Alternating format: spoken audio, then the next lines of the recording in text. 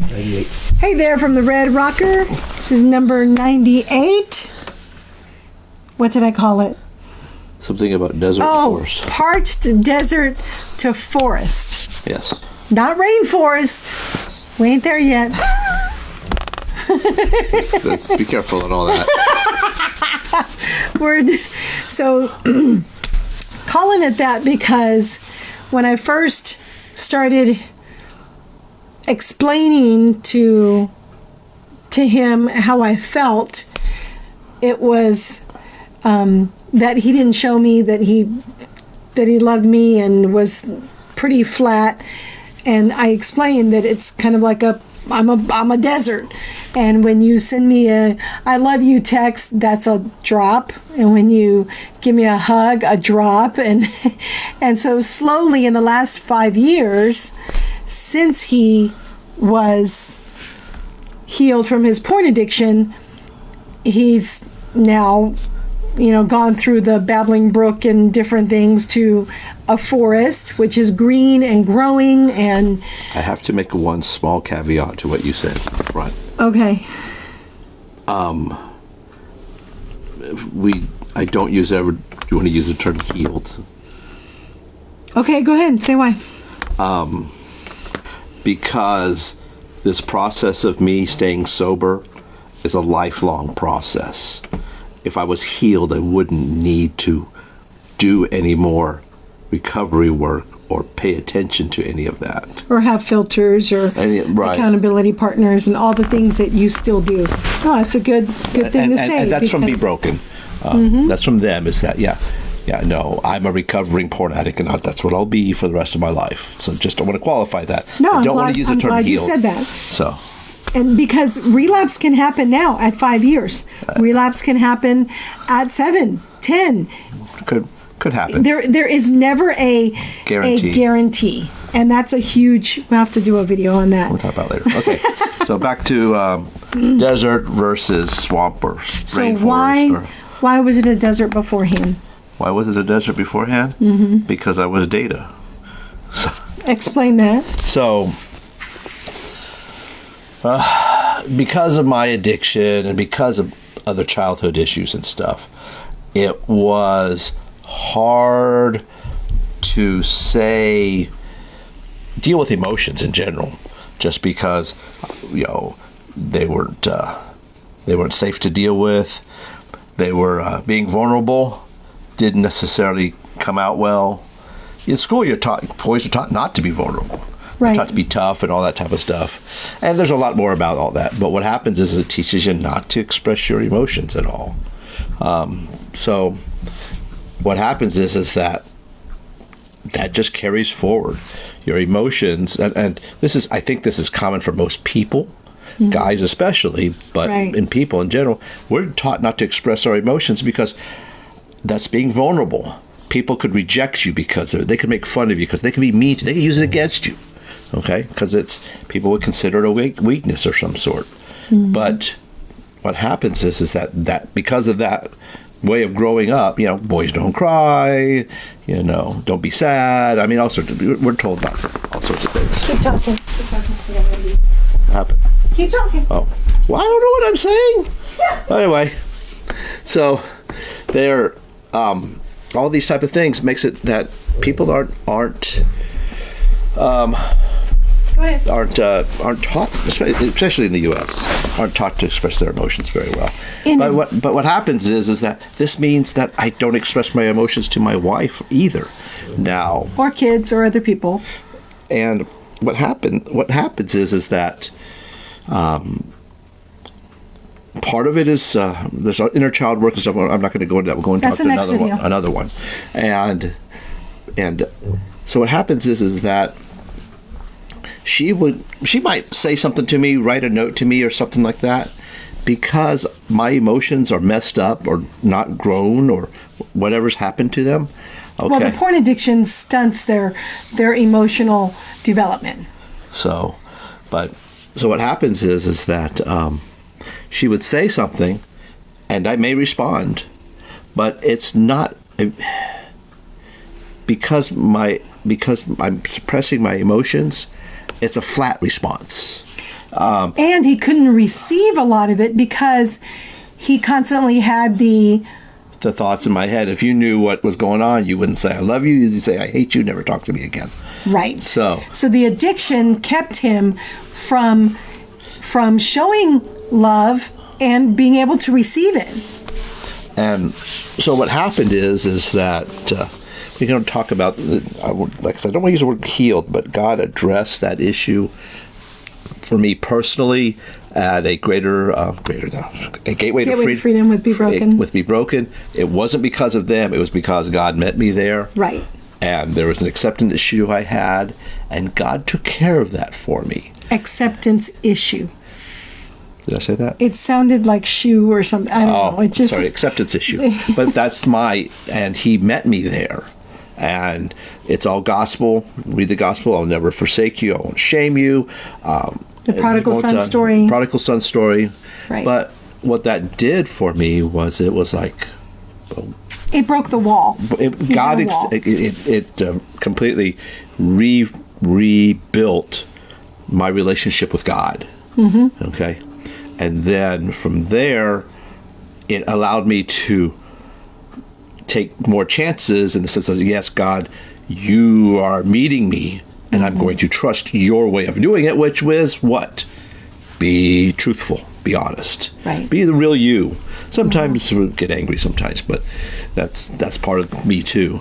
And so what happens is that I can say things to my wife now that aren't flat. They have emotions behind them. Right. Okay. I will tell you, I can't hear the difference. I know the difference, but I know inside that it's different. I tell him, like, he still gets this way when he's hyper focused on work or something, or he's got too many things going on at once. And the term I use is he's looking through me, because he kind of has a glazed look on his face. And that's really how he was all the time, because he was preoccupied with hiding the addiction, with being fearful of saying something that he might get caught, and he could not receive all the love that I gave him, notes and intimacy and surprise dates and food. Anything that I did, the way that I described it to him was I was serving the ball over the pickleball court, and it just fell. He didn't know how to return it, and he didn't even know how to receive it. And so that was the emotional state that the addiction kept him in, or lack thereof. No, the emotional state. Yeah. But what happens is that once two things. One of them, she knew my addiction. Yep. God met me. Okay. Mm-hmm. So that changed a whole bunch of stuff inside of me, and we can talk about it another way. But right. What happened is that before I would worry about if I would say I love you or what I did, if she was going to reject it or kick it back or whatever it may be. And at this point, I do care about that, but it's not the reason for. I do it because, and we talked about this before, is that I express my love to her, or how I feel about her, or what I think, because that's who I am, and that's who I am. And even if it's corny or cheesy, he's not caught up with that concern. It's how he feels and what he's thinking, and so he can say stuff that I'm just like, okay, that's a little off, but okay. and he's grown and expanded his emotional IQ, which when you have an addiction, you don't have that. I understand the term, but it's my emotional capacity. Yeah. Okay. I'd rather use that word because it grows in all sorts of. But the point is that what I say has more feelings in it and stuff. Right. And that's because I'm feeling it as well. So right. because it's like if you don't know something, you can't do it. You can't do that. Okay. So if I don't know I don't know love, I can't give love back because I don't know. I don't understand it.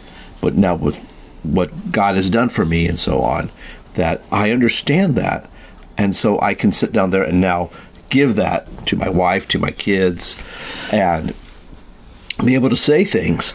And like I said, I can't hear the difference, but I just know the difference. Because at least I know inside of me, that's how I feel about what I'm saying. And I'm saying it. And,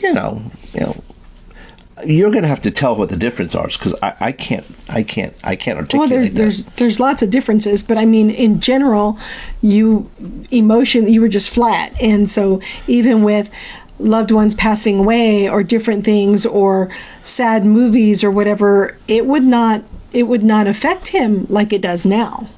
He'd have some impact, but it wouldn't be like it is now. So you're much more freer with how you feel and verbalizing it, because there's a lot of times before D-Day, he would feel things, but I never knew it. He wouldn't say anything. Whereas now it's visibly something that I can tell, and he will say what's bugging him or that something upset him. Whereas before he didn't. He stuffed everything. I wouldn't say anything would upset me, because the Lord would give away what I was trying to hide. Right, you were trying to hide it. So, but so now, as the betrayed, our 29 years of marriage before D-Day, it was me constantly loving and showering and doing all the things to show him love, and he might reciprocate.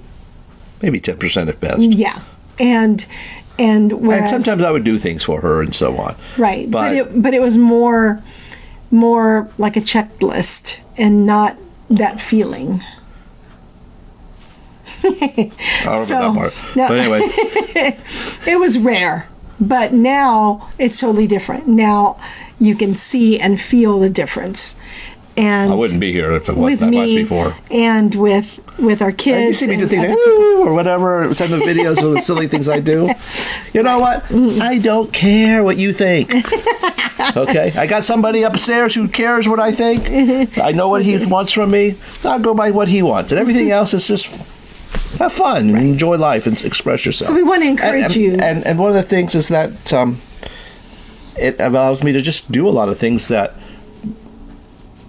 more freer and less of issue. Like, for example, we go dancing. I suck at dancing.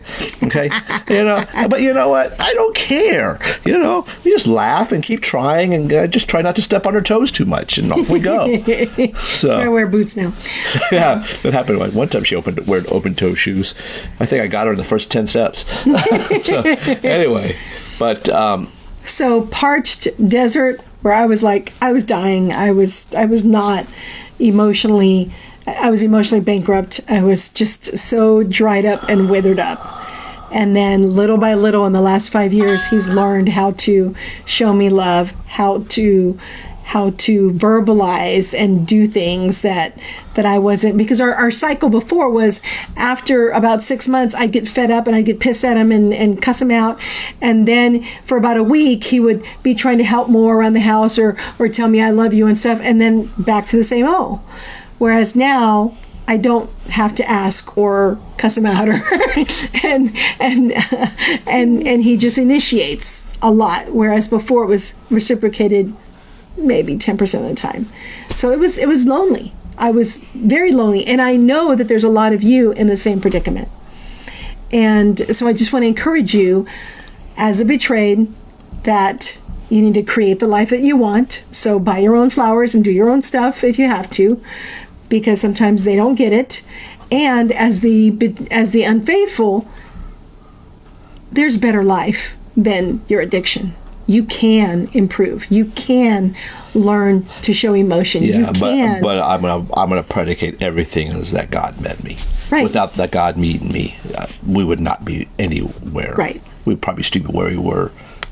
Yeah. I don't know, 5 years And we ago. had a good marriage because I was high functioning and just kept doing. But now it's better than ever. I never dreamed we would have what we have. So anyway, a quick tip right now, especially because although it is 2 days after Valentine's, so it might just be all Easter stuff and not heart stuff now.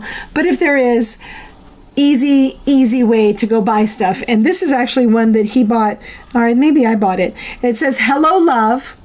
And so what he did was he wrote on it with a permanent marker, I am yours, and then love you, wife. And I think I did this one, love you with all of me. And there's still room for another one. Oh, and he did this. Actually, it says, I love you.